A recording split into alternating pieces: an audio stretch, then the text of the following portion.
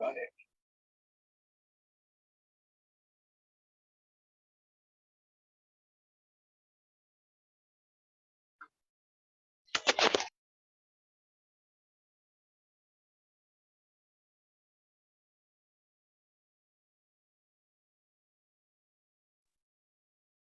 Good evening, brother and sister. Good evening, Bhante.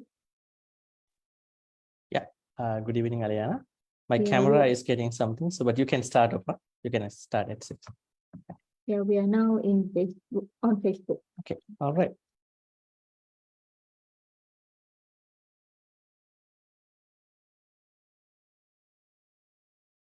Good evening, Bhante and all Kalyana Mita Sukhi Hontu. I'm Aliana and welcome to Sutta Discussion Day 61 by Bhante Dr. Chandima.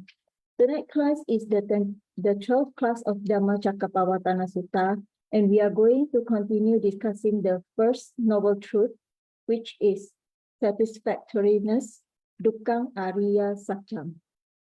Dhammacakkappavattana Sutta is the 5th sutta from the total of 10 suttas that have been chosen by Bhante Chandima for this sutta discussion. For those who have missed our previous classes, please check on Ti-Ratana Vihara Amapadana Klang Facebook page and YouTube channel.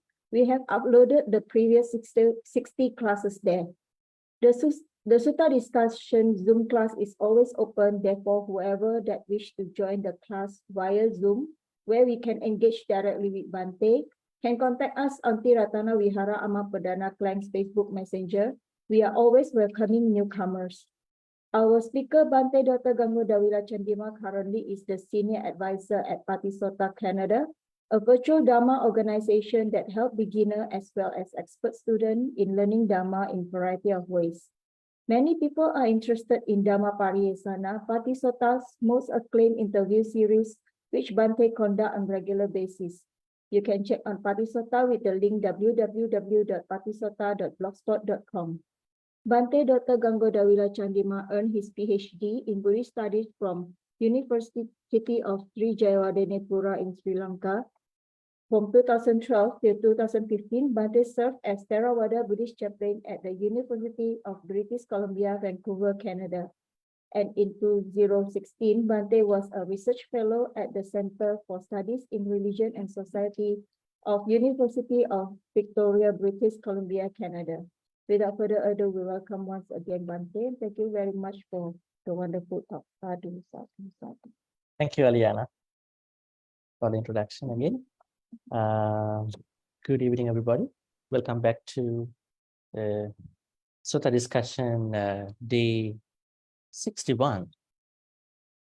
It's been some time. I already mentioned this thing. We've been actually covering a lot of suttas so far. Out of them, the Singaluva, the sutta took some time, even some other lengthy suttas too. As we have been discussing about the Dhammacakkappavattana Sutta, this sutta cannot be just studied, because we have to study, the most important aspects of this sutta, probably with some other suttas too, as how the matter is emphasized to us. So we have today Aliana, Sadris, Bella, Na Ying Cheng, Kelvin, Lim is there, TC Lim, and Jacqueline. There may be a couple of others who might be joining as time permits. All right, let's get started by paying homage to the Buddha.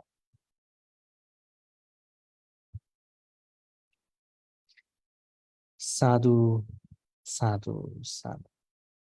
Namo tasse bhagavatu arahatu samma sambuddhassa. Namo tasse bhagavatu arahatu samma sambuddhassa. Namo tasse bhagavatu arahatu samma sambuddhassa.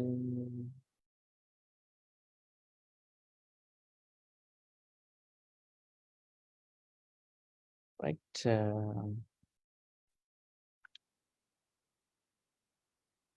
Today, as you can remember, that we have finished the descriptions about the Noble Eightfold Path. But the Dhammacakkappavattana Sutta unfolds in a way how each satcha, each noble, I would say noble satcha, ariyasaccaṁ, is elaborated. So now we have come to the point where we have to learn each satcha differently. So what we can do is when it comes to the fourth satcha, ariyasaccaṁ, we can kind of do only a summary because we already studied those 8 factors. All right. Let's see. Document over here.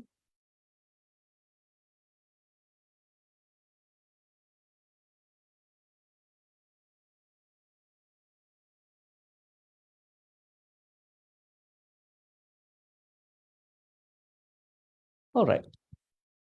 So let me make it a little bigger.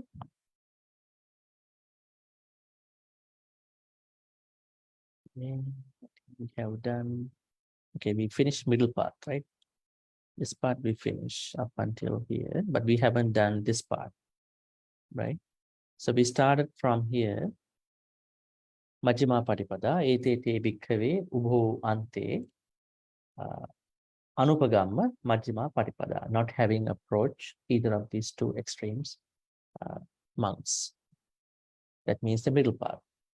Tathagatena abhi sambuddha, which was awakened, which was awakened to by the Buddha, which produces chakku, means vision, jnana means knowledge, upasamaya, which leads to peace, abhinyaya, direct knowledge, sambodhaya, full awakening, nibbanaya, well, literal means extinguishment, right? Because we have fires that have arisen because of the lobha dosa moha, so it is a fire. So when we extinguish, blow out that fire, that means nibbana. A lot of people say enlightenment, which is not not going to work, I think. Enlightenment. A violinist, a pianist can come to a stage and say, hey, folks, I'm going to enlighten you with my performance today. So we have to double check on these meaning, enlightenment. But people say enlightenment. But does enlightenment mean nibbana? That is a question. But anyways, people use it. But here we use extinguishment. That means there's a fire that has to be extinguished. Katamacha sa bhikkhave majjhima patipada. Now, what is the middle part? Monks. Tatha, the same thing goes again repeatedly. So I'm going to skip that part. Ayameva ariyo atthangiko maggo sayatida. Sammaditi, so on so forth. Now, can anybody tell me why the Buddha talked about the last truth over here before talking about other truths, noble truths? Why he gave the last truth over here and then again start explaining one by one? Any educated guess? Oh. Like you can see here, the sutta is starting here. Now, let's say this is the monk's historical narration, right? This happened, this place, and then what happened. And when it comes to Dveme Bhikkhave Anta Pabbajiten, we understand, this is the Buddha talking to the monks. And he said, you have to go do away with, you have to just give up Kamasukhalikkhana Yoga, Atthakilamathana Yoga, if you are already on them. And then he's trying to say, well, Majjhima Patipada. He directly goes to the Noble Eightfold Path and then the 8 factors, right? And then after the end of these 8, explaining the Noble Eightfold Path, then only he talks about the Noble Truths one by one. You can see first 4 Noble Truths. In here, you can again see Sammaditthi Sankappo Vacha Kamman. See, it has come again over here. Before he describes about the Tiparivatta and Bodhisattva. Now, my question is why he only gave the Noble Eightfold Path, 4th Noble Truth, only 4th Noble Truth here before he discusses about each Noble Truth. Any idea?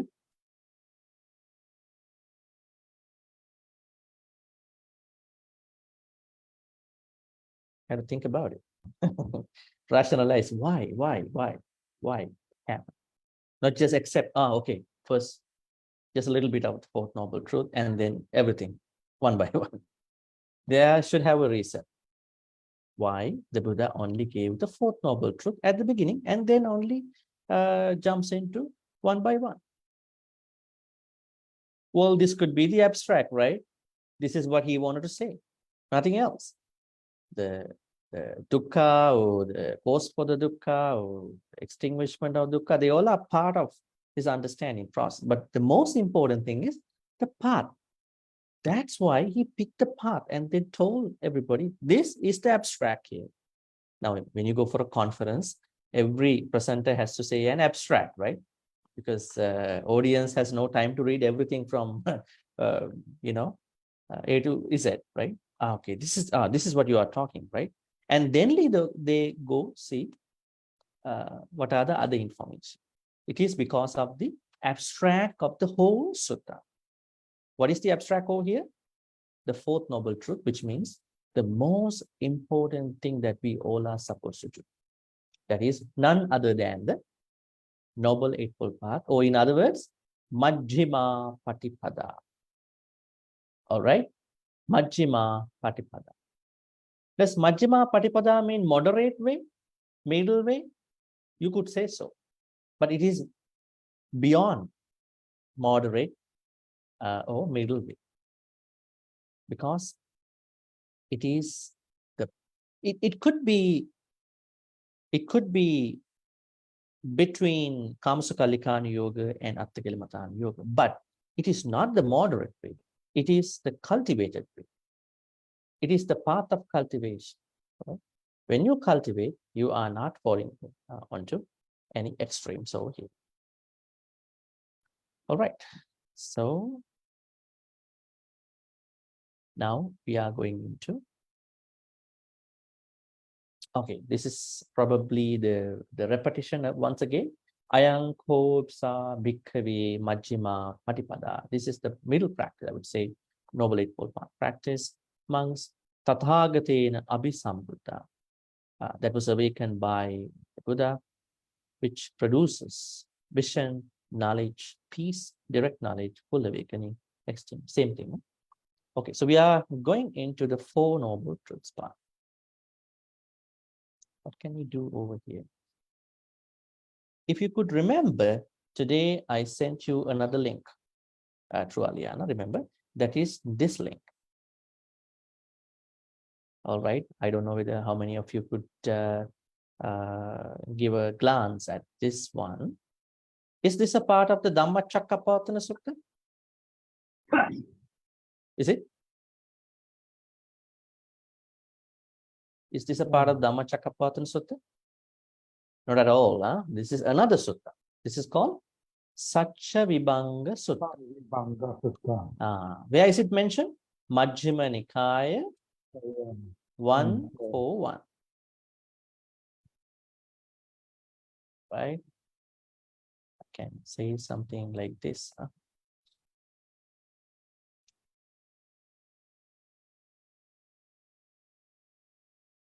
Okay. So why did I choose this sutta? Has anybody ever thought that there's a connection of Dhammacakkappavattana Sutta to another very important sutta? I don't know. Huh? Probably you may have not given a thought. Maybe not many people talk about it.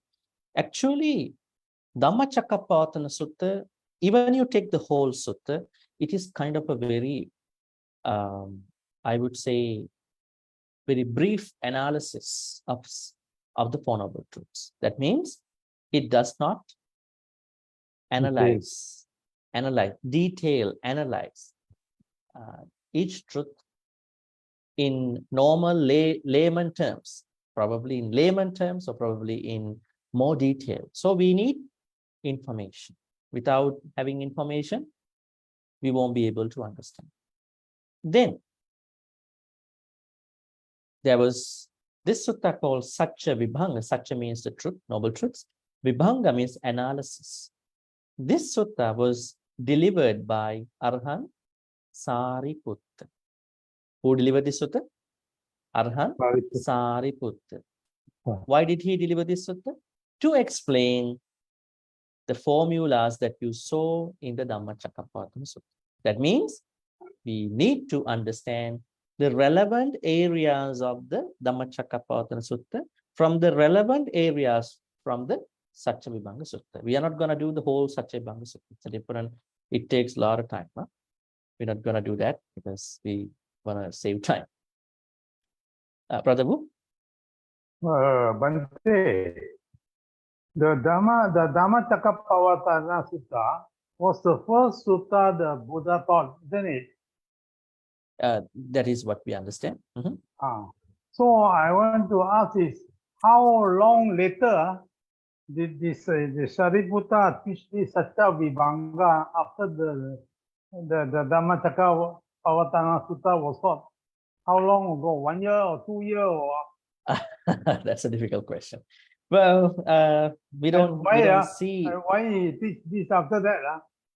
Well, the normal monks could not understand it. Oh, definitely, yes. And if you remember, even 4 ascetics also could not understand anything out of it. Only Kondanya became a Sotapanna. oh. Even the four other Vappa, Badhya, Mahanama, Assaji also could not understand to the extent of becoming a Sotapanna. So definitely it needs information, more details, elaborations, right? So we don't know because we cannot guess about it. We don't have information. But I think probably within a short amount of time, because definitely it might have needed some more information, probably, mostly. Because Arhan Sariputta also passed away before the Buddha, right? So then definitely within a short period of time. All right.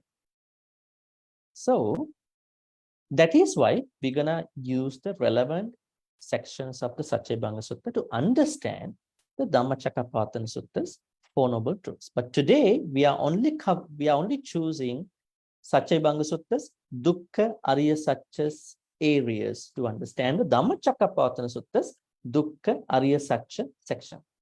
All right. So each section has each descriptions. Oh. Okay. I think I haven't asked most of you to read after a long time, right? Pronunciation. Let's take a look. Good to have some pronunciation part. All right. I think it's going to be here. Okay. So can somebody read from 26 to 27?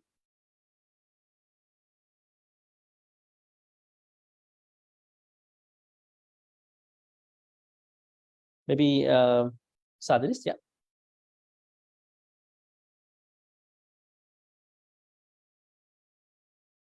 Yeah, Sadris, can you please unmute? Yeah, let's go ahead. Idam ko pana bhikkhave dukkhaṁ ariyasaccaṁ yatipi dukkha Okay, great. yarapi dukkho. Yeah. We will let the chance be given to others too.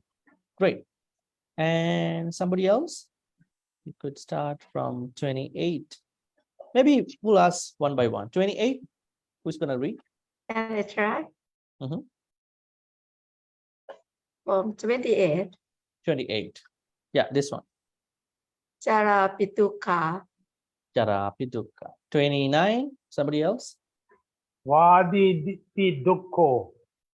Can you repeat again, please? Vadipi dukkho. There's a problem. Not vadipi. Vyadhipi dukkho. Not va. Vyadhipi dukkho. Okay, maybe I can ask somebody to read too. 29, somebody else?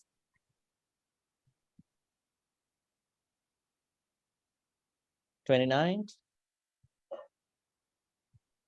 Yeah, Kelvin, if you would like to try. Vyadipi dukkho. 30th. Maranampi dukkhaṁ. We can ask somebody else. Now, would you like to try? 31. Api sambayago dukkho. Oh, Lim said that. Okay, then 32. We'll give you the chance to now. Payoko dukkho. All right. So now did you say, did you recite? No. Okay, please go ahead with 33. 33.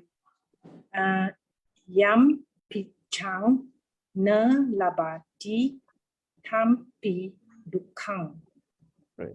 Yang pichang na labhati dukkhaṁ. Tampi dukkhaṁ.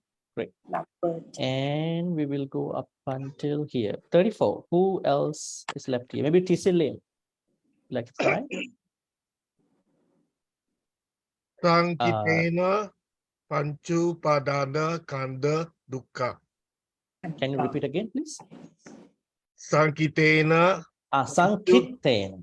Sankitena panchu padana kanda dukkha.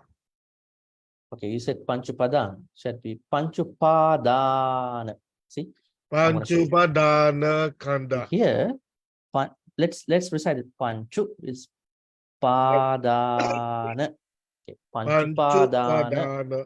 Now, but here there is another reduplication, double consonant. So we're going to say Sankitena Panchupadana Kanda Dukkha. You try again, please. Sankitena panchu padana kanda dukkha. Great.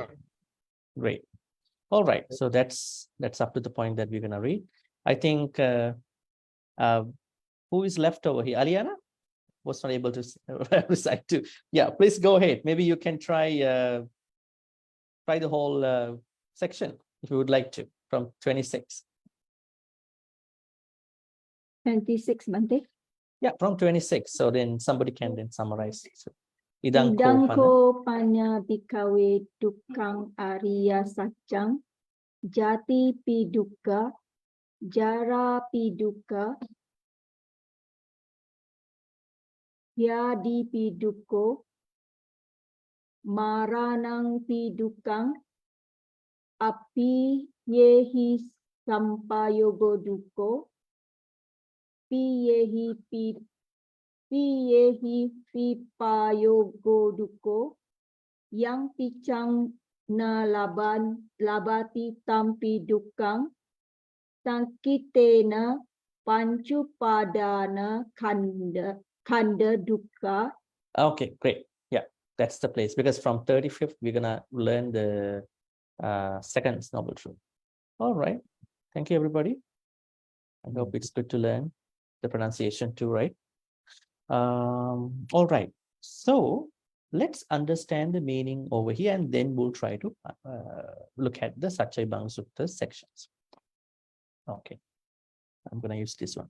Idang ko panam bhikkhave dukkhaṁ ariyasaccaṁ. Idam means this. Ko pana, we'll say that is an additional way of saying, just to say that this is bhikkhave monks. This is the noble truth of I would say dissatisfaction or unsatisfactoriness for this. This is just a translation, common translation. So this is the noble truth of unsatisfactoriness. Jatipi dukkha. Jati means birth. Are we already born? Are we already born? We are born. Have you ever heard that we are in every moment we are dying and every moment we are born? Have you ever heard that? Yes. Where did you hear that? There are many types of death in Buddhism. The first one is sammuti marana, conventional death, where your heart has to stop.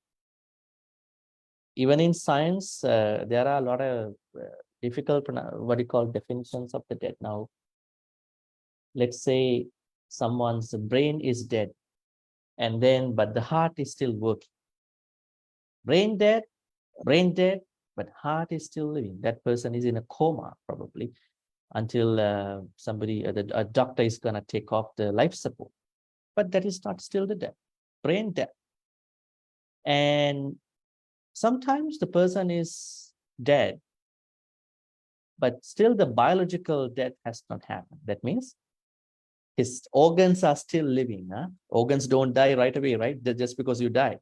That's why they say, if you are an organ donor, your eyes have to be taken off within, I don't know, 24 hours, your tissues, whatever parts of your body have to be taken off during a certain time. That means biological death does not happen just because your heart stops. So what is death then? In science, it's a pretty difficult thing.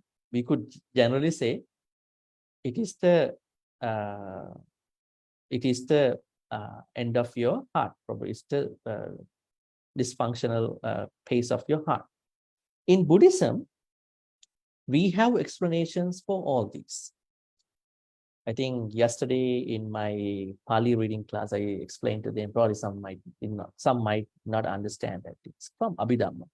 In Abhidhamma, it says, we understand brain death, and we particularly understand our life always living as by associating the blood around the heart. Now somebody might question, well, if I'm on a surgery, heart surgery, my heart can be taken out of my body, and then I might be, supported by an artificial heart, but it is not a problem because you still have to have some blood flow to that heart, right? So in Abhidhamma, it says our life always associates, especially the consciousness that we got from the previous life, and the consciousness that will go, same consciousness will go to the next life as a patisandhi, always living in the area of the blood where your heart is always absorbing, right? So then if you have a permanent, continuous blood flow to your heart, that means your consciousness is still there. So that is really supported by the Abhidhamma. But here, in the Sutta Pitaka, what we understand is that there's sammuti marana, conventional death where we die. And also they talk about kanika marana. Let me write that for you here. Type in. Sammuti marana. This means conventional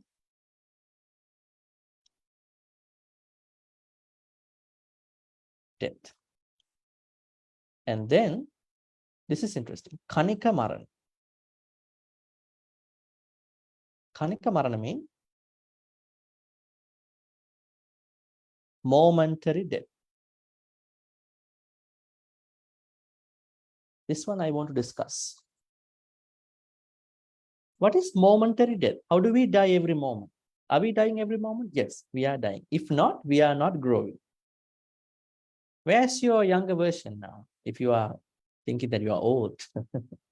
Where is your child version now? Where is your teenager version now? What happened to that? Huh? You have been growing all the more. That means every time you grow, your older self has to die. Isn't it? It has to die. Otherwise, how you say you have the first white hair came out from your head hairs? You're so pretty, very uncomfortable. Really? Did I? Thinking about the whole world good at that point, right? So we are dying every moment. It has pros, it has cons too.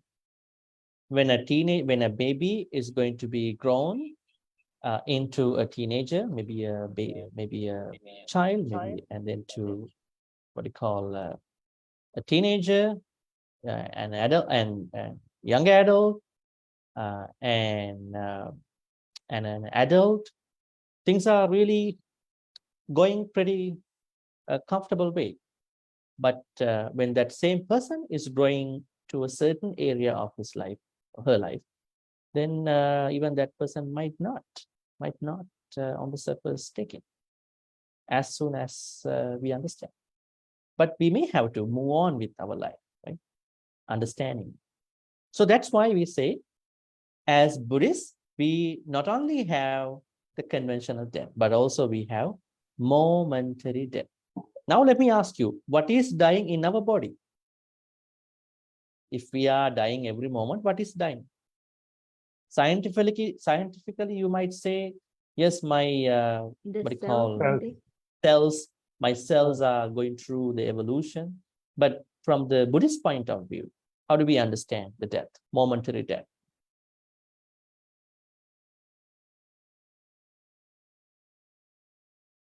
We always talk about 5 khandha: Rupa, Vedana, Sanya, Sankhara, Vijnana.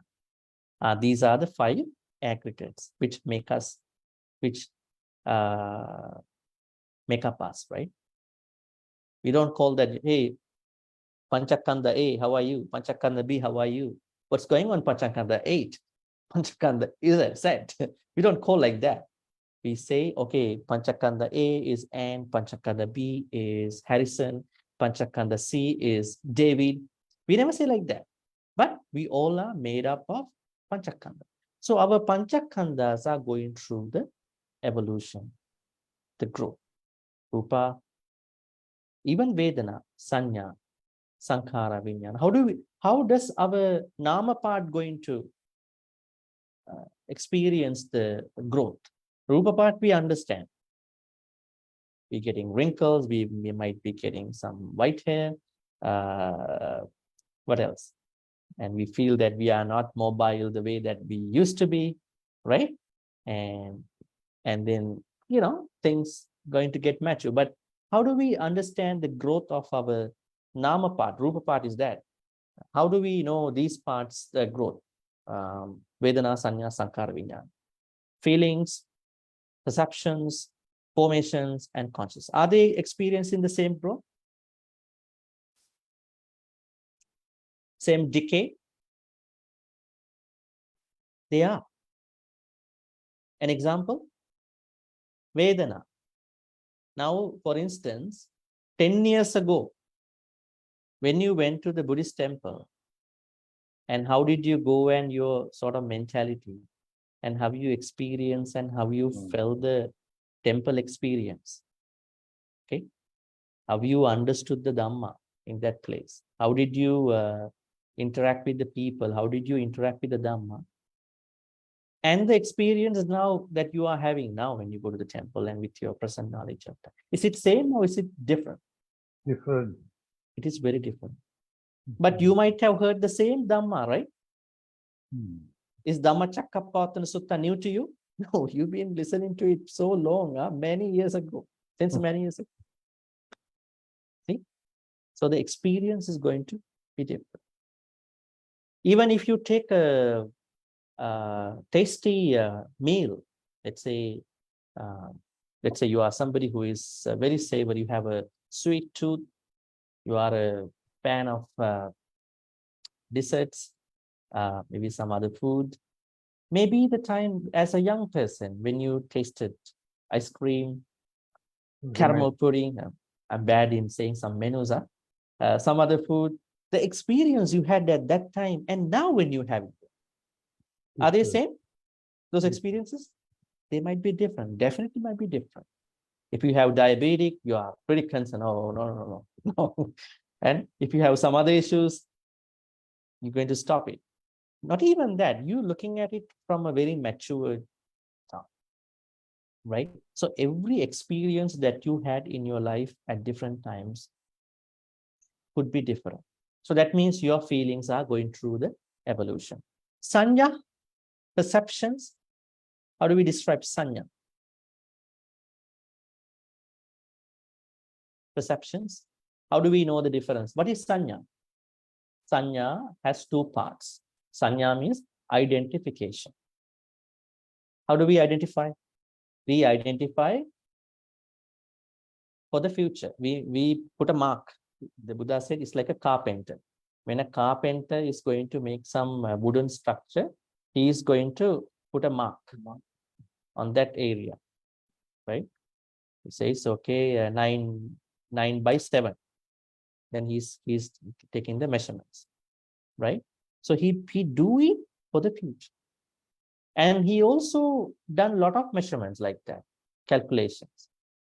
That means carpenter's marking of the wooden structures, in this case, go in 2 ways, for the past, for the future. In the same way, we do the perception.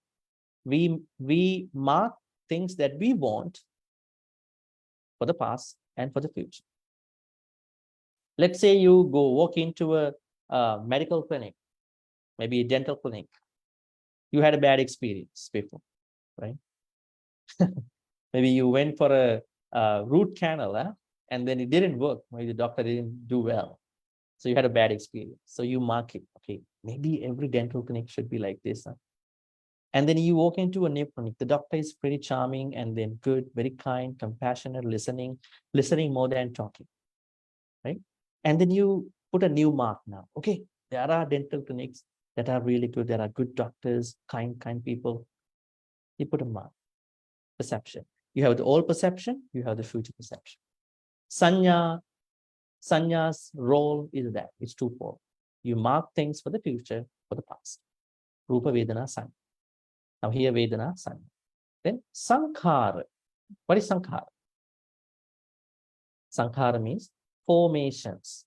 What are the formations? Formations are nothing but karmas. Every intentional act is a karma, right? So, do we create karmas every time, every moment? Yes, unless we are in sleep, unless we are unintentional. We make karmas. And then vijnana. What is vijnana? Vijnana is a very bigger concept. So, we have the karmic vijnana that is traveling from one life to the other life, like we have it already. Only when we die, it is going to pass from us, depart from us. And then in that bigger consciousness, which is traveling from one life to the other life and from here to the other life, there are other small consciousness types. It's minor consciousnesses. What are they called? Sensory consciousnesses. Chakku vijnana, eye consciousness. Sota vijnana, ear consciousness. Ghana vijnana, nose consciousness. Jivha vijnana, tongue consciousness. Kaya vijnana, body consciousness. Mano vijnana, mind consciousness. That means these are minor consciousnesses. They exist, they work, they work within that bigger karmic consciousness that we are having through the sansaric different lives. All right. So when the sansaric, that bigger karmic consciousness departing, all those consciousnesses go away because they are only pertain to one life. All right. So all these are going to evolve. That means when you say jati, now jati particularly means that we are reborn here. The Buddha says it is a dukkha. Is our birth a dukkha? Maybe I have to sort of cut short some of the stuff, otherwise we won't have time to do all this. Is our birth a dukkha, a dissatisfaction or unsatisfactoriness? Maybe I can ask you, for those people who are nodding to me now. Kelvin, what are your thoughts? How is our birth in this human world an unsatisfactory factor? It depends on how you are being born and why were you being born in the first place. Because I think for Buddhism, we are trying to achieve ultimate salvation or nirvana. So if you are being born, you have not achieved nirvana. So there's a dissatisfaction. That's a very problematic word, salvation. We don't have salvation in Buddhism. As a Christian, anyways, got it. Any others? Now, what are your thoughts? No ideas? Why is jati, our birth, is a part of unsatisfactoriness? Now, as Kelvin, it depends where you are going to be reborn. Let's say you are reborn into a royal family. You won't feel any suffering or whatever dissatisfaction. But there are billions of other births that might not be, that much comfortable. And actually, always people are talking about, especially Dhamma speakers talk about, you know what if next life you're gonna be a cobra? Oh, that's pretty bad, huh? So then birth is a problem. Well, we already humans, huh? Why why did I become a human? Maybe I have done definitely a very good karma in a past life. That means you already done it. When you already done it, it's easier for you to do the same thing again. Not for a cat, not for a dog, not for a snake over there. Any thoughts about why? Yeah, Sadhus. Maybe because we are hungry all the time. After we eat, after half an hour later, we're hungry. Then we have a lot of issue here and there all the time, like sickness. Even though we are born as a human, we still got to go through all this suffering. While we're still baby, we wake up, we're born, we are hungry, we want milk, we want this, we want that. After we satisfy for a while, we want again. Is it Keep repeating. well, I like the first point. You said that we getting hungry so that we should stop the hunger, right? But some people might think it is not because of the hunger, it's because I want the food that I want to eat, but I don't get to the point that I can eat those food, right? There are other smaller versions of the hunger, right? Anyways, hunger is a sickness in Buddhism, in the Girimananda Sutta. Yeah. Interesting. Yeah. Any other answers? Any comments about why the birth can be an unsatisfactory thing? Now, folks, we have to be. Give me a second. We have to be careful because this was told by the Buddha, so probably we might not be trying to tackle the exact area of the section, but we are trying to see why in our own understanding. Yeah, Hema. I think the moment we were born, we were crying. And then it is a lot to face. In a birth, we have to face gradually, from one stage to another. And then we'll be facing the aging, suffering, old age, and then death. So it's not permanent joy and it's not permanent happiness that we are always, everything is impermanent and is dukkha.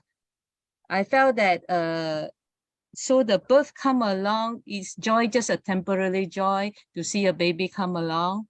I think then the journey as we are going nearer to the death, and if the realization come about to no end of suffering, then it will be really the next step. But this life is giving me a chance to really learn more how to end the suffering. So the birth is definitely coming, joy and then sadness, always duality.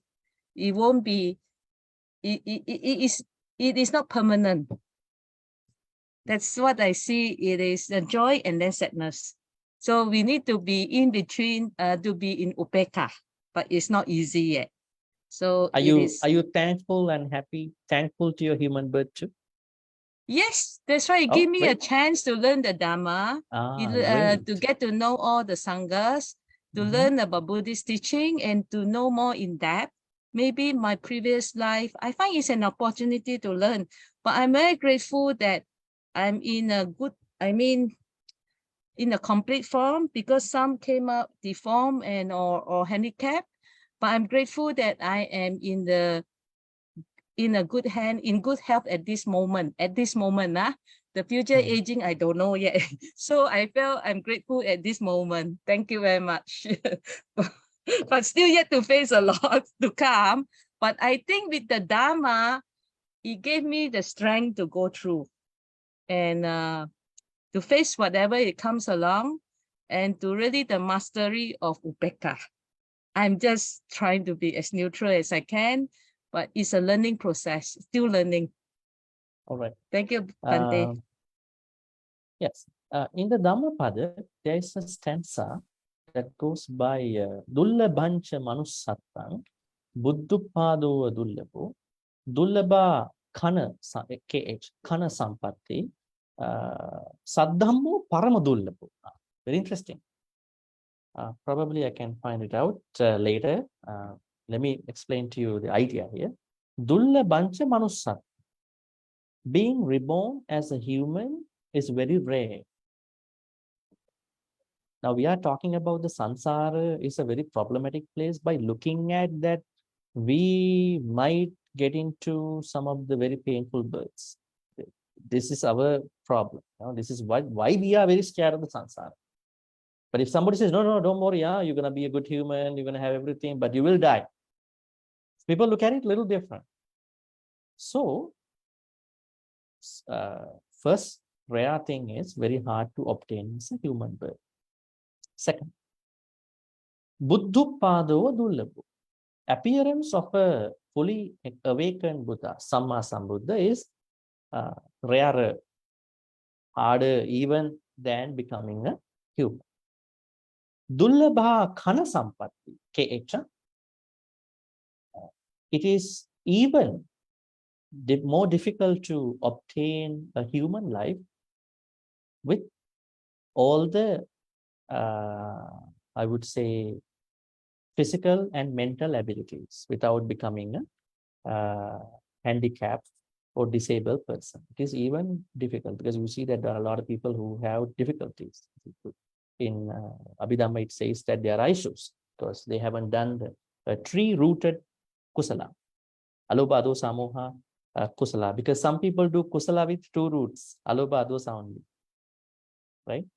Some people do, the very good people, they do with kusala with 3 roots, alobha, dosa, moha. Right? Some people do kusala even with akusala. It's pretty dangerous, right? Go offer something and think about the next life, right? So anyways, it is harder to get a life with all the physical, mental abilities as a human. Just being a human is the first one to get. Being able to witness a fully awakened Buddha in our life is also, now see, we don't have it. We just have kind of a historical thing. Third thing is to get the mental, physical abilities in the human life. Fourth is saddhammo paramadullabhu, being able to listen to the Dhamma and able to understand, comprehend the Dhamma is the rarest, hardest thing that we may have in our life. Now, what does it say? This means being born into a human life is such a blessing. If we really find out the Dhamma and then practice the Noble Eightfold Path with Ten Kusala. Now, a lot of people, I think probably they might have misunderstood. They say, no, being born as a human is compared to one-eyed turtle, one-eyed blind turtle who comes in every 100 years out of the surface of this ocean. Well, this is given in the Bala Pandita Sutta. Let me write that for you. This example is given in the Bala Pandita Sutta in the Majjhima Nikaya. Aliana, I think you sent something, huh? When there is birth, eventually there will be death. Yes, that is a really good point. Yes. In this sutta, Buddha says, for an animal, keep that in mind, for an animal to be reborn as a human is very, very difficult. Because in that life, they are not able to practice any Dhamma. But maybe another Kamma in a previous life might help. So the rarity, so the difficulty for being reborn as a human is not difficult for another human who is practicing Manussa Dhamma, human Dhamma. Buddha said that quite clearly, right? Don't try to just calculate the ratio between animals and humans, right? That might not help us. See how many worms are there, how many birds are there. We don't go to that point. But the Buddha says, for those people who have already become humans and practice Dhamma, they must have done a very, very important good karma. So please be thankful to them. You might be listening to Dhamma, but you have already stepped onto the path. You just have to do the rest of the things, even ending your sansaric journey.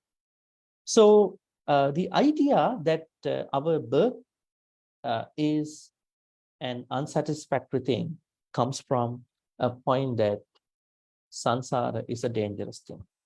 All right. Then somebody might think, then why did the Bodhisattva have to be reborn in more than 500 lives? Remember, Dipankara Buddha, Tannankaro, oh yeah, the fourth Buddha, I guess. Our Bodhisattva was reborn as a man. What was his name? Sumedha, ascetic Sumedha. Then he was given a chance by somebody that, okay, Dipankara Buddha is coming on this particular road, but the road is not really well done. So somebody has to fix the road. He said, okay, I'm going to do with my friends before the Buddha comes. But he could not finish the, what you call, maybe as, I don't know, asphalting, probably something else, doing the road work. Then what happened? He lay down on the road and asking the Buddha, please walk on me. Don't just step your feet on the mud. Then the Buddha looked at him. Who is this person? Then he said, this person, ascetic Sumedha, will be a Shakyamuni Buddha like me in this many billions of years. But you know what was his thought? All the other people who were his friends became arahants. They all became arahants. But Bodhisattva, Sumedha Bodhisattva said, no, I'm not going to become an arahant. Interesting, huh? I am not going to be an arahant. He said, Buddhoham bodhayasami, muttoham mochaye pare. And he said, I don't like to attain Nibbana now. I want to help other people attain Nibbana. So I have to be the full Buddha. I cannot be the full Buddha if I could not practice paramita. So he took a risk in the samsara. Now, how do we understand this? In order for you to become a full Buddha, you have to practice paramita. Otherwise, you won't be able to do it.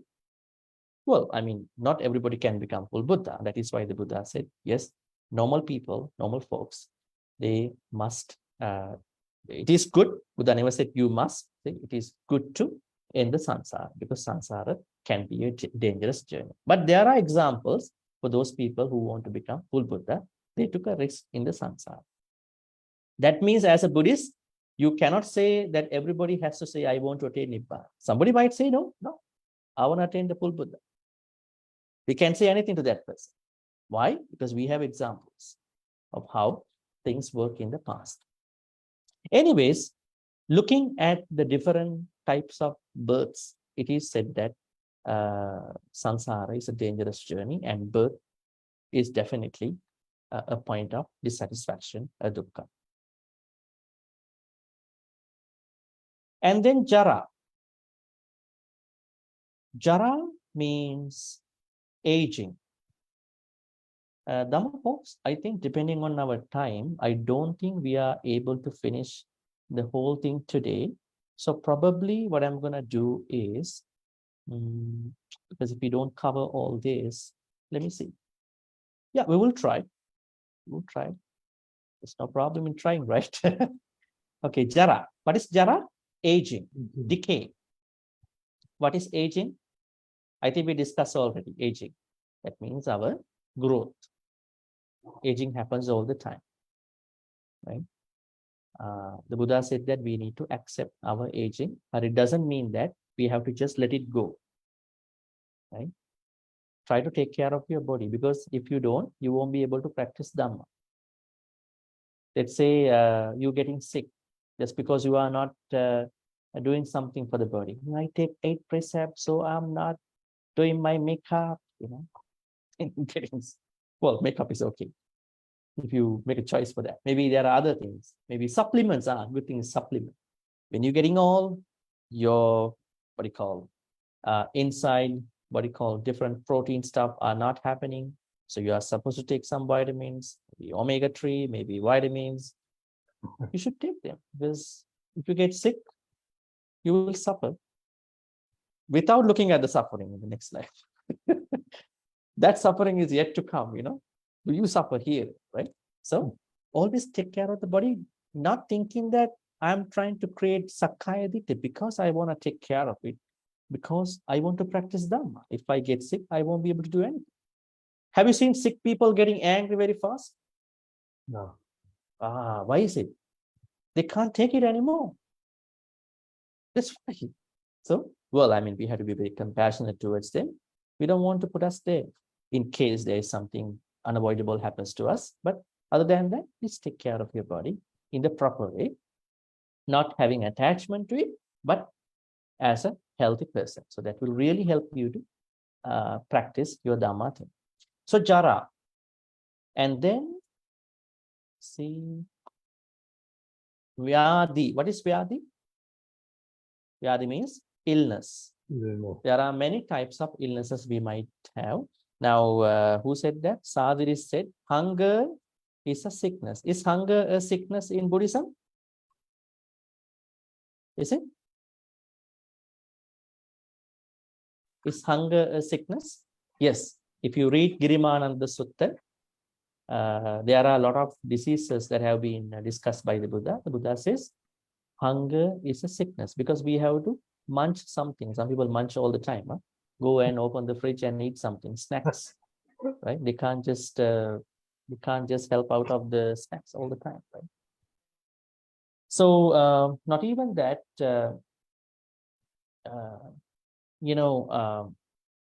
if we have unhealthy habits of eating, that can worsen, aggravate our hunger issue.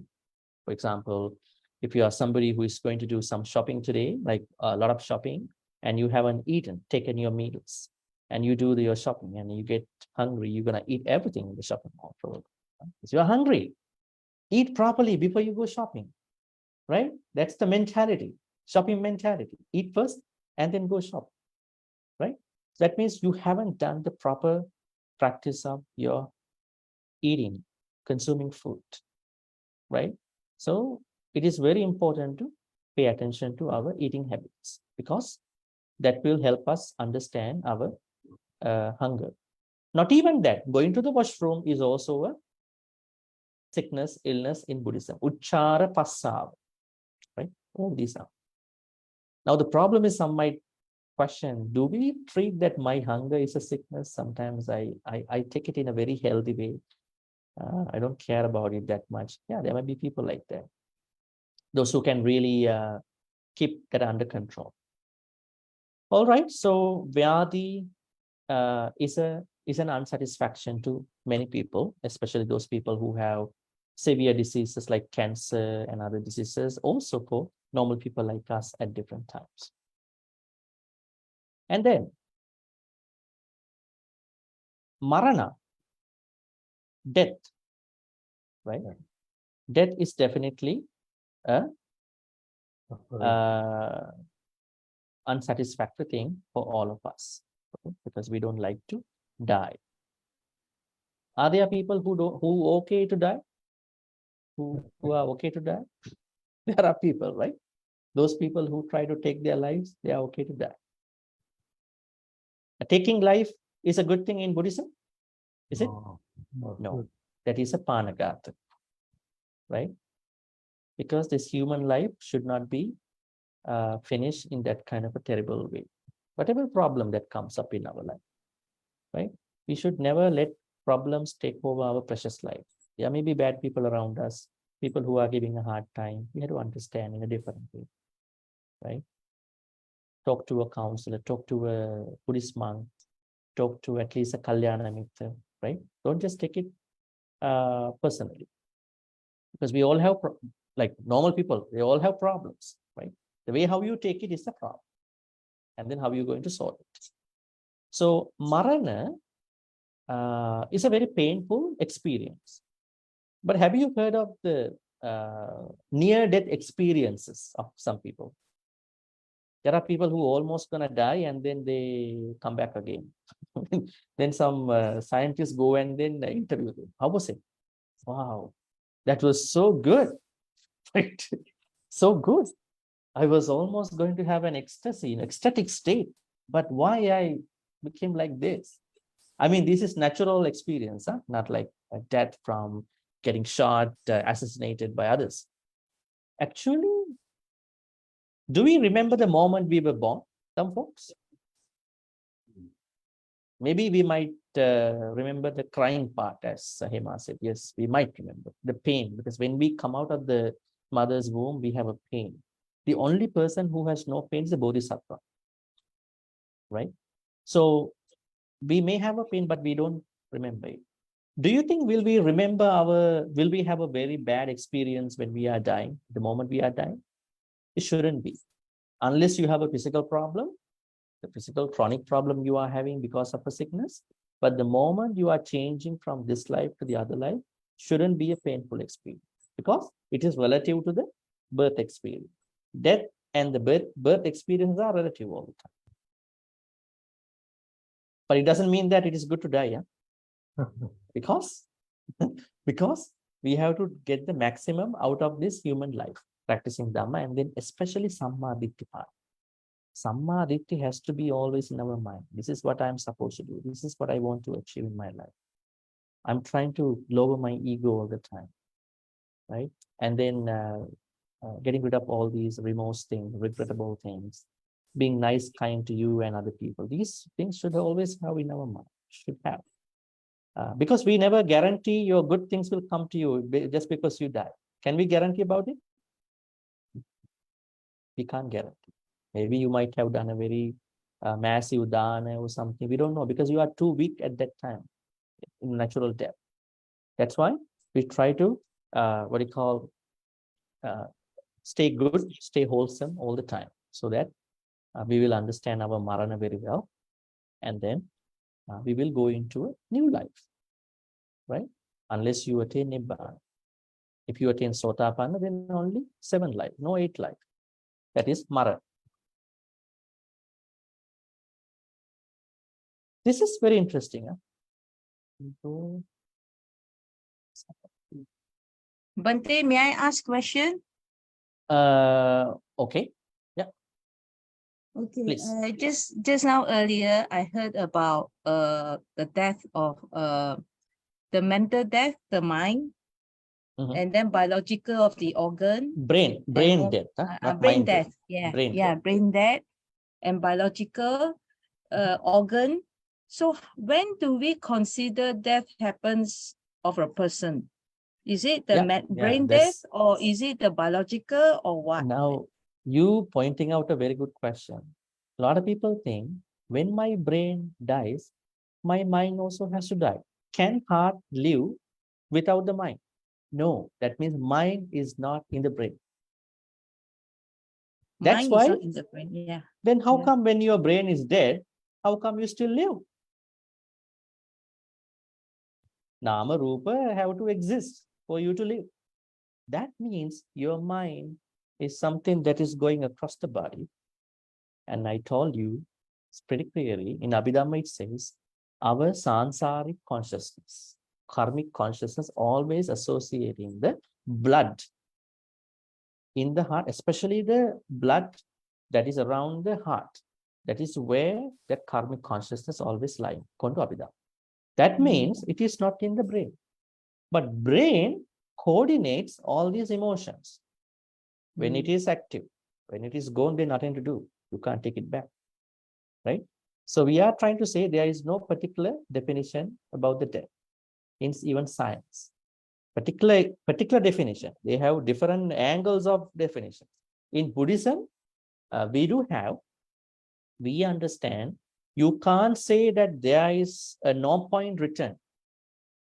There's a particular no point return of your life at this particular point, because we believe up until your body parts are going to stop automatically of your recycling, you're still living in different ways. Your body is still living. You might have gone from the body, but your body is still living. That's why in Buddhism, we say recycling process keeps happening after many days of your death. So you can't say this is the no point return of your death. There's various stages in death. Can I understand that? Yes, the death of your brain, death of your heart, that means your consciousness goes away, death of your biological different parts, tissues, eyes, and all that. Yeah. We can even do minute parts of the body too, if you want. Okay, Bhante, sometime in reality, the exact case is last time my sister many years ago, 15 years ago, she was on dialysis for many, I think maybe 10 years and all that. So the doctor asked the family to let go either the oxygen or dialysis and let her go, telling the family to decide. And I was with my brother-in-law and my nephew. It was a very hard decision. The doctor asked that. And I'm glad that my brother-in-law said, wait for the son to come back. And when the son came back, the doctor said, which one you want to let go? You know, your mom should have died long time ago. Why are you hanging on with her? Because she's dialysis is, you know, is suffering everything. Let her go. So the son came back and tell the doctor, say, I was surprised what my nephew said. You gave her the best, I will pay for that. And the doctor said, well, okay, you choose that. And I'm glad that the nephew said that. And the doctor managed to heal, and my sister went home. And she died naturally at home with the coughing of a flame being stuck. So in a way, the whole family felt relieved that it's not our consciousness, not our thing to decide her life. And are we in the right track? But now it can happen to me. You know, can I decide? Now the question that many ask, we should leave a living will. A will to decide if you're at the state, do you allow your family to let you go? So I was told by another sister, you should write that in your will to allow your family if you allow them to do it. So now this I didn't do. So I thought, let it be, but I don't know, Bhante. So can you guide us? Can you guide me? Well, it involves some legal provisions too. I would say, well, people are hesitant. You know, those people who are in good physical health, mental health, they might be hesitant when they are to decide somebody's life. I think we all know what can happen to us anytime. We may go into a coma anytime because of different reasons. Well, I don't know whether we should take life that serious at this point. But there may be people who are serious about these things. I know even a gentleman who even bought an insurance for his coffin and then for his grave spot. You know, there are people who are more serious about it. Well, it depends. It depends on people. Some people say, I don't care, let my family, friends, sons, daughters decide what should be done, because you know that is just a human body at that point. You know, people think differently about this, you know. So yeah, Bhante, so we can have one way. It will be good idea is for us. I felt my sister really suffer a lot. Let it end. I mean, it did end on its own.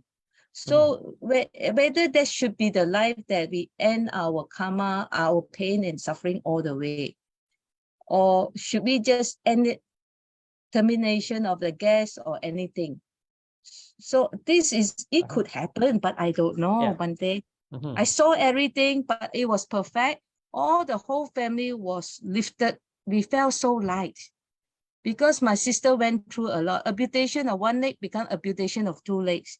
And she gone through so much that all of us went through the cycle of suffering. Then finally, she went on her own. The whole family is lifted. All of us felt light that she ended her suffering.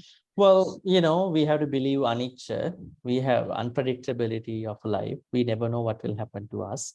So I think there may be things some people might do just to avoid some of the issues like what you mentioned. My understanding is when we die, we are not here anymore. Let's give the, role of what should be done to people who are around, especially if you are married, then definitely you have a family, whoever, because some people write some wills. This should be done this way, this way. Actually, they have a role. When the mother passed away in a house, then I think mother is already gone from there, even from that body. But then sons and daughters have a role to play there, right? They can't just do just because it was written this way. Probably they have to view the body for some days. You know, like, you know, how people view about the sons and daughters, how they take care of mother and father. So, well, it depends. So if you think that it is good to have something like that in a will, that is okay. But for majority of people, this could be different too. Okay, Bhante, is it wrong for me to say if I'm at that state, remove the oxygen? Am I doing a suicide? Well, the problem is whether you will be mentally fit to say something like that. Doctors might No, not. no, no. It will be written in the will already. If anything at the critical and hanging, all the equipment is all over. No point hanging on. Let go. That's A what they difficult do. question to answer.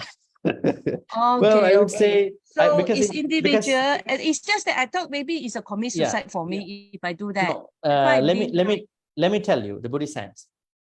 In Okay. Canada, euthanasia is legal, like in the Switzerland. Yeah. I remembered in the last summer, young women went from the US to Switzerland. They never came back. In Switzerland, they have these clinics to die, go and sign and die. But the Buddhist answer is, if you're telling somebody to And stop your life, end your life, it is a panatma.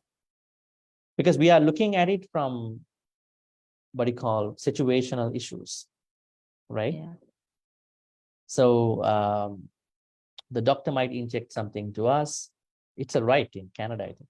Can write. Let's say you are having a chronic pain from a cancer or something, they can do it. But in the Buddhist way, we don't find those provisions for somebody to say, end my life, because No.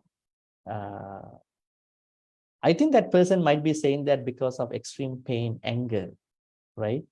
So that anger might be a dosa in a way. So I should not have it in the Buddhist way.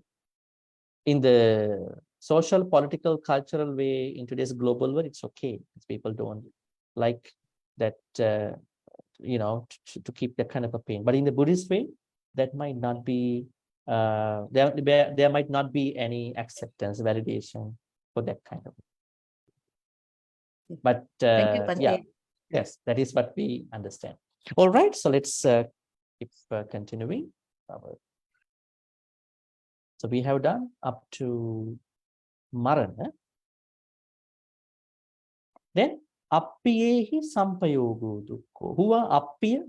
Appiya means those people who we don't like. Are there people like that, Dhamma folks, in your life? You shouldn't have them, right? But sometimes there may be problem makers, troublemakers. So when those people come to stay with you, right, let's say you are working in a company, in a workplace, and there are people who you don't like, right? So you might feel a little irritating, annoying. But the Buddha said, this could be a point of unsatisfaction. But we should be able to manage sometimes, right? So we can tell people, these are the people I like, these are the people I dislike.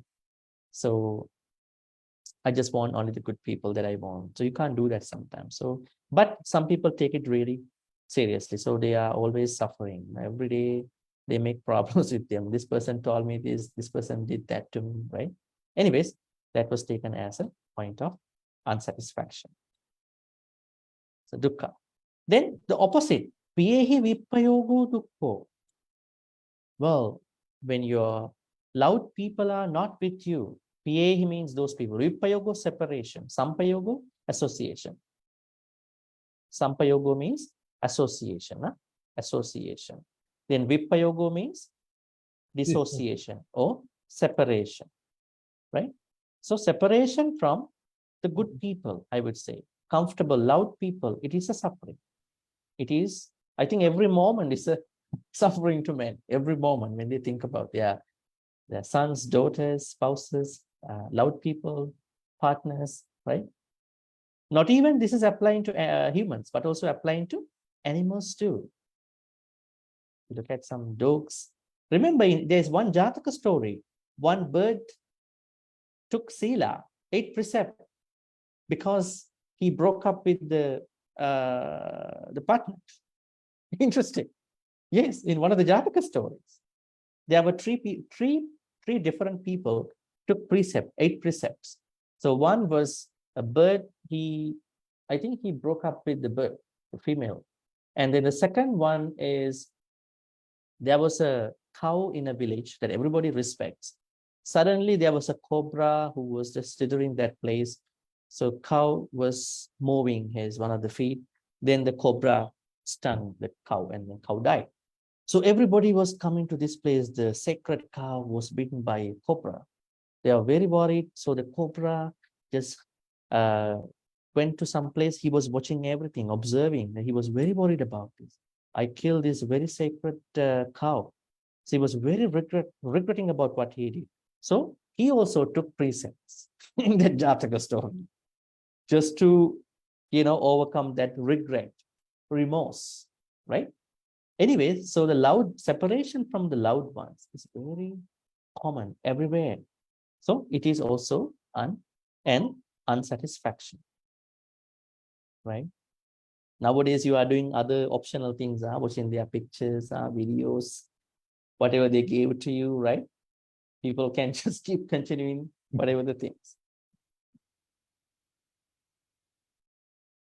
Yeah, please.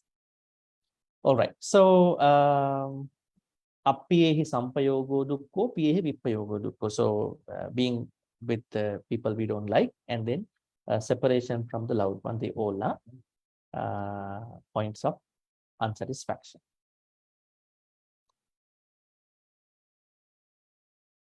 Right.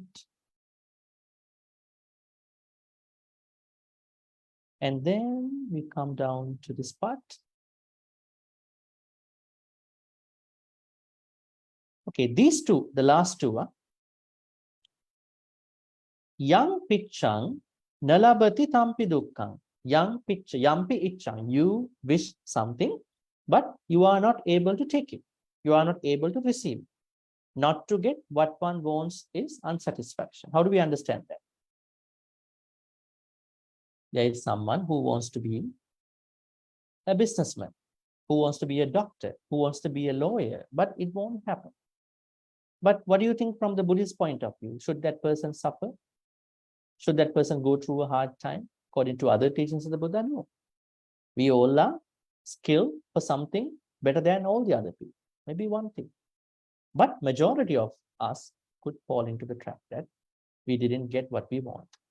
Yang pi ichcha, but you don't get it. It is a point of unsatisfactoriness. Last type of unsatisfaction. This is very interesting. This, what do you call, summarizes everything. Sankittena, in brief, panchupada nakanda dukkha. This is how the Buddha says how the dukkha is formed. How does he mention about it? All types of dukkha arise from the clinging to our 5 aggregates. What are they? Rupa, Vedana, Sanya, Sankhara, Viññāna. Rupa, Vedana, Sanya, Sankhara, Viññāna. So we are going to cling to these. Then all these sufferings that we, types of dukkhas that we saw here, starting from here,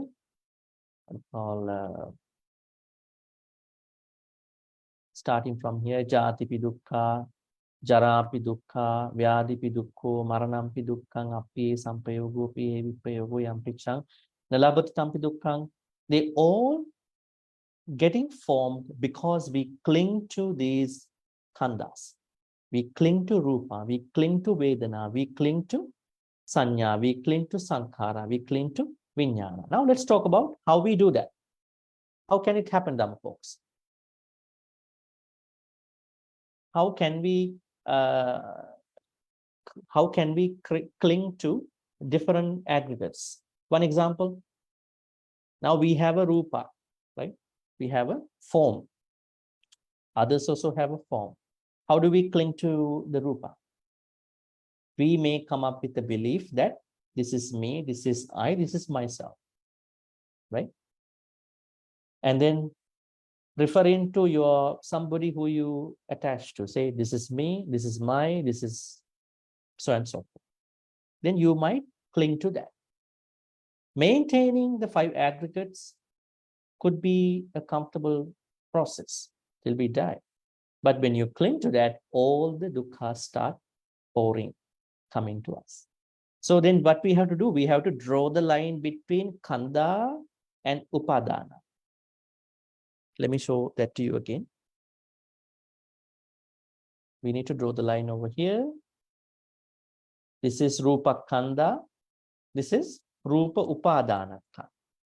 This is Vedana Kanda. This is Vedananupada Kanda. This is Sanya Kanda, Sanyupadana.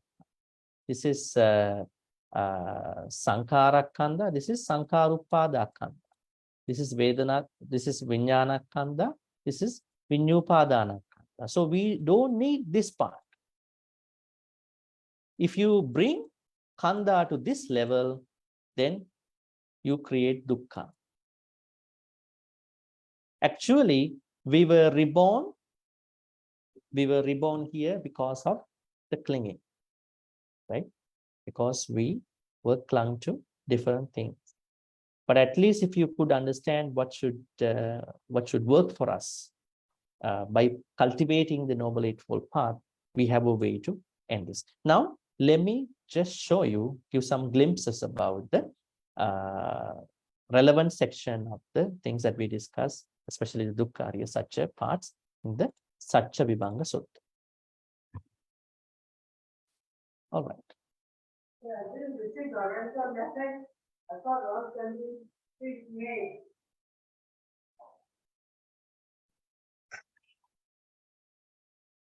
All right. Now, this is how the Satcha Vibhanga Sutta explains about the first noble truth. Jatipi dukkha, jarapi dukkha. Where is the sicknesses? It does not mention. Because it is taken differently over here. Maranampi dukkhaṁ. This part is not mentioned in the Dhammacakkappavattana Sutta. Soka, parideva, dukkha, domanassa, upayasa. They are taken as one set. Then yam piccang labati tampi dukkhaṁ sankittena panchupadana kata. It is very ironical why the sicknesses were taken out from the explanation in the Satcha Vibhanga Sutta. You can see rebirth is unsatisfying, old age or decay, death, sorrow. Sorrow means soka. Parideva means lamentation. Dukkha is pain, especially the physical pain is the dukkha. And then domanassa is the mental, mental pain. And then upayasa is the distress. They all are unsatisfied. They all are taken in one set over here.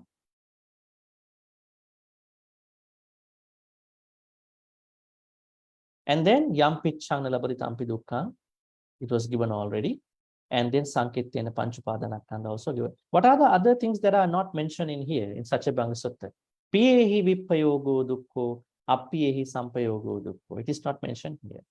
So why they were not mentioned is kind of little complicating to us, but probably Arahant Sariputta took it differently here because they were pretty clear to all of us. Other things that we need to understand is that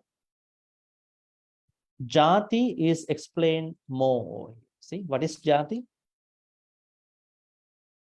Tesang sattanam tammi sattanikaye jati, sanjati, okkanti, abhinibbatti, kandanam patubhavu, ayatananam patilago. What are they? Jati, that means general rebirth that we are having. Sanjati, inception. Okkanti, conception. When we were conceived in the mother's womb, we call okkanti. There's an interesting question I might ask from you. Now, what was the time that we were reborn actually? Was it the time that our mothers, delivered us? Or was it the time that we were conceived to her? It was the time that we were conceived. She was conceived actually. That was the time we were really reborn into her. Not the time we came out of her body, right? Because we are growing within her womb. The time that she was conceived means that we were reborn. That means when you say jati is suffering, we can't take it from the point that we came out and then we started crying. We were reborn at the time of her conception because we have to be there as a Gandhapa, right? Right. And then Abhinibbatti, rebirth once again. Kandanam Patu Babu. We get 5 aggregates in our body. Then Ayatanana Patilahu. Sorry. That means appearance of the sense bases, Chakku, Rupa, and all that. This is called Jati. Jara also has a different definition that is really descriptive than the other one, right? Well, because of the time, I may ask you to read it when you come next time, just to save the time, because we have some questions to answer from the Facebook too, because it's very clear on that website about the text and the English translation. Let me see the questions we got from the Facebook. Oh, couple questions. The 5 aggregates always exist again upon death. Consciousness go to take new body upon biological failure. This will keep repeating in samsara endlessly. Well, this looks like a very long comment, Ariana. Yes. It's not a question, A but question. more than comments. Yeah, just a comment. Yeah. Yeah. Well, I mean, it's good to read. Huh? And from the moment you stop being mindful, you are taken over automatically by these 5 aggregates. Well, like it's more likely comments. So yeah, good to read. Good to read, but we don't have to answer. Yeah, any questions? So this is the noble truth, the first noble truth. Do we have a question over here from our people over? Well, no comments. Any questions from the first noble truth?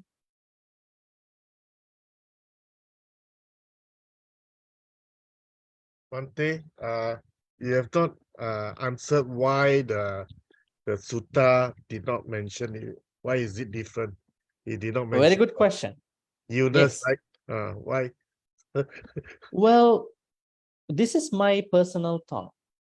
I think when some of the suttas have been, I don't think there is a scientific basis of why they were missing. I think when the suttas have been carrying from one generation to the other generation, probably there have been some missing parts. Because sickness, you can't take it off, because sickness is a major type of dukkha to many, actually, more than the other things. So I think it could have been a textual loss in the preservation of the tradition text. That is what I feel. Sutta is by Venerable Sariputta, right? Mm-hmm. Yeah. So the person is so dignified person, we have no problem. But the problem is, it is said that he delivered, but his people, what he calls Arhan Sariputta's disciples have been carrying this to the time that it was, textualized. So I personally think this could have been a textual loss. That is why it might not mention. Thank you, Bhante.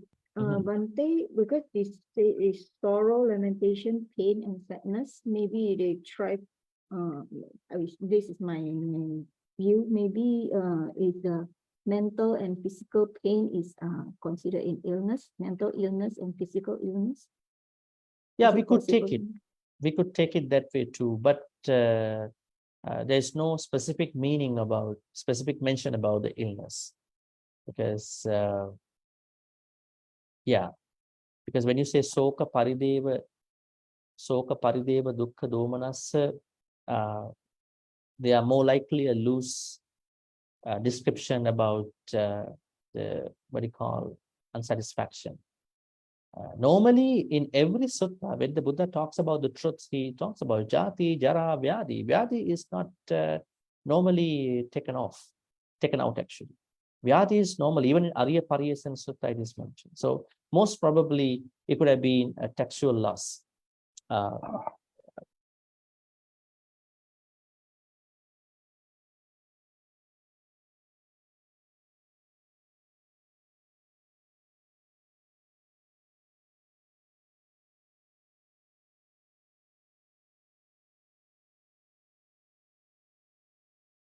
Any other questions?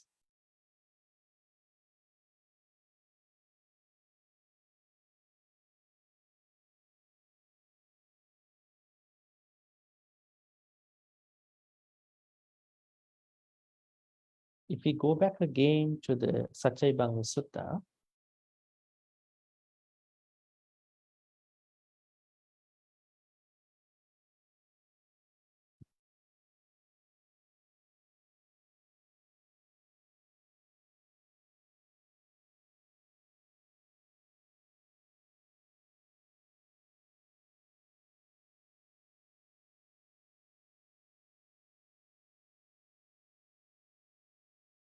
now, number folks, we have a problem over here. Now, this is the problem. Now, we don't see Vyadhi here, right?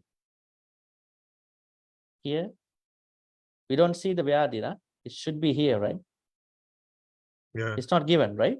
correct. But if you go down, up until here, the Yampichang Nalabati Tampi Dukkhaṁ description. You see, Jati Dhammanang Avaso Sattanang Eva Ichcha Uppajjati.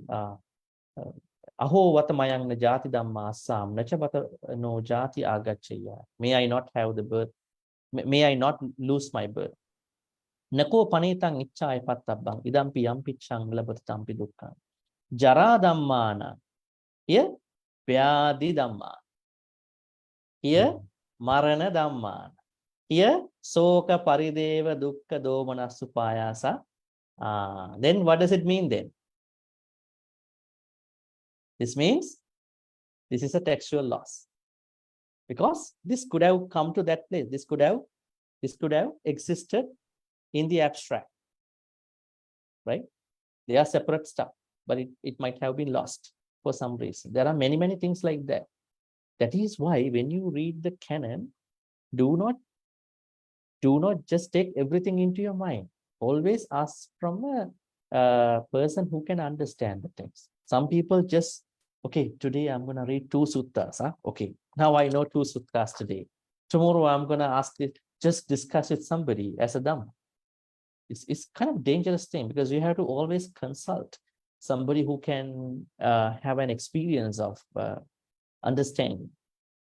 A layperson or a monk who really have good experience. That means definitely there must have a textual loss in the Bhanaka traditions, textual traditions. All right, any other question? If not, we're gonna transfer the merits. Yes, Bhante, there's a question from Brother Chan. Okay. When a sickly So- person asks the doctor to give him morphine drugs to reduce his pain, which also give him mental sluggish, is it against Buddhist practice? No, not at all. Doctor can give us a narcotic medication in the sense of because the doctor's intention is to I would say control our pain, kill the pain during the time until we get back to normal. I know that there was a gentleman who told me, Bhante, I went to see it. I had a severe knee problem, knee pain. And then I went to the doctor. He gave something, and in 10-20 minutes, my pain was gone. Then I asked the doctor, what did you give me? He said, heroin. Type of heroin is a narcotic. But just to manage my pain, the doctor's intention is to relieve the pain till you get to the place of recovery. So let me see again the question. When a sickly person asks the doctor to give him, well, I mean, you saying that sickly person asking the doctor, I was talking about the doctor thinks that you should get the morphine because you can't get the morphine unless the doctor thinks that you should get it, right? let's say you meet an accident, you're in pretty pain actually, right? So the ambulance comes in and they give you the morphine. You feel like, oh, I'm in a very ecstatic world now. But because they want to do some surgery, operations, and other things, right? But I don't know, like when you ask, on what ground can you ask like that? I don't think doctor will give you morphine if you just ask, just because you ask. The doctor will look at you. You check him first whether you need the morphine. Yes, then that is at the doctor's prescription. It is 100% okay. He might or she might not give it to kill you. But if you go to the pharmacy asking people narcotic kind of stuff, definitely it's a problem. All right. Bhante, but if the painkiller give you hallucination, Well, that's a important side of that thing. I mean, that means painkiller does not work for you. Then you have to definitely go see the doctor again, right? no, Yes, the pain go off, but you will hallucinate. yes, probably the dosage. Yeah. Probably you have to talk to the doctor whether I should go into a lower dosage, right? Because you know that you are getting hallucinated. So maybe that. Especially near time of death, when it's a painful death. And then if you take in the painkiller and your mind hallucinate, it's not a good sign to hallucinate at the time of birth. Well, I mean, we can't talk about different individuals' mental condition, but if he or she is asked to take it at the doctor's prescription, well, I mean, there is a medical process going on. But if somebody is taking just to intoxicate themselves, it is a problem. But as a side effect of the medication, if you get hallucination, it's good that you talk to the doctor in a following visit so that you think you can keep yourself okay. One day there's a school of thought that sometimes the suffering that we get is the vipaka of our own vipaka. So if we shortcut the vipaka, that means we using modern medicine and everything, there's a certain argument that the vipaka we come back again in the next life because we did not go through so we shortcut it. Well, nobody It's just can. it's just like you did something, you are good, you have to face this kind of suffering. This is your karma, but then you go and commit suicide. So that is not the end of the story. So in your future life, the whole thing will come back again. I mean, there's a school of thought. Well, in Buddhism, if you look at the karma theory, nobody can talk about how does the karma get matured actually. It's a pretty complicated topic unless the Buddha knows about it. So we cannot say my bad karma, if I do bad karma now, they all will come in the next life. It depends. Depends on my other good karmas and other bad karmas, situation, my next life, the kind of the life. So that is a really difficult area to answer. So always we have to say to people, do good karmas, be good, always be in good mind. That's it. All right. So let's wrap this up here. I know a lot of questions when we do the noble truths. So if you have more questions, please ask them next time, or maybe send a message to our group. All right. May all the good karmas which we've been accumulating, cultivating to this moment of time be transferred to all the departed relatives, passed away in the name of all of us. If they were already in a painful state of life, may they be able to depart from that life and to be reborn in good life, comfortable life where they can do more good karma, practice Dhamma, and finally attain the supreme bliss of Nibbana. Sadhu, sadhu, sadhu. Idammi ñāti nang hotu sukhita hontu ñātayu. Idammi ñāti nang hotu sukhita hontu ñātayu. Idammi ñāti nang hotu sukhita hontu ñātayu. Let's share all the good karmas with the Devas, Nagas, and Mahipitas. May Devas, Nagas, Mahipitas be well and happy, and may they protect all of you, Reverend monks, and all of you, your family members, everybody, for good health, quality of life, and prosperity. May Deva, Naga, Mahidika also finally attain the supreme bliss of Nibbana. Sadhu, sadhu, sadhu. Ittavatacha ammehi sambhatang punya sampadang sabbe deva anumodantu sabba sampatti siddhya. Ittavatacha ammehi sambhatang punya sampadang sabbe satta anumodantu sabba sampatti siddhya. Ittavatacha ammehi sambhatang punya sampadang sabbe bhuta anumodantu sabba sampatti siddhya. Akasatta cha bhummatta deva naga mahidika punyantang anumoditva chirang rakkang tuloka sasanang. Akasatta cha bhummatta deva naga mahidika punyantang anumoditva chirang rakkang tudesanang. Akasatta cha bhummatta deva naga mahidika punyantang anumoditva chirang rakkang tumang paranti chirang rakkang tutwang sadati. May we be in the company of the noble friendship, Kalyana Mitta, and not with the Pavamittas till we attain Nibbana.